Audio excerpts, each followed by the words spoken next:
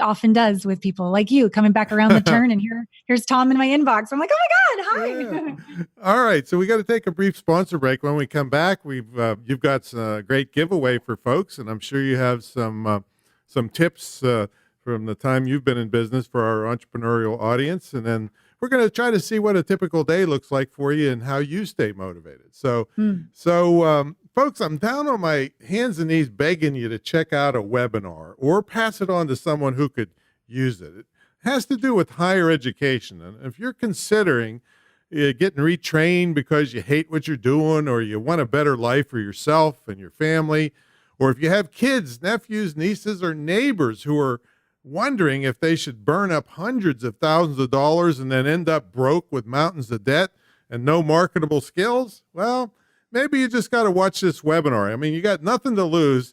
Take about 90 minutes, and you may have a lot to gain from taking a little time out and watching this webinar. And this isn't a webinar that's just me begging you to go to my school, although there's some of that in there.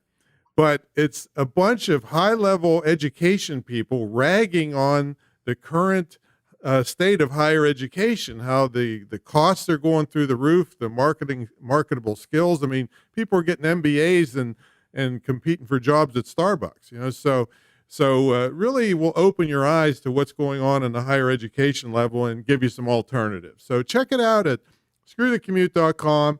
And then click on webinars. And of course, this is all sponsored by the Internet Marketing Training Center of Virginia, where you can get a distance education and start making money really quickly with a skill that's in high demand by every business on earth. So check it out, and we'll have it all in the show notes. All right, let's get back to the main event. Allana Pratt is here. She's an intimacy expert. She's an old friend of mine, and she's a young friend of mine because she's never ages, and that's kind of bitchy of her to do that. But she's great. So tell us what a typical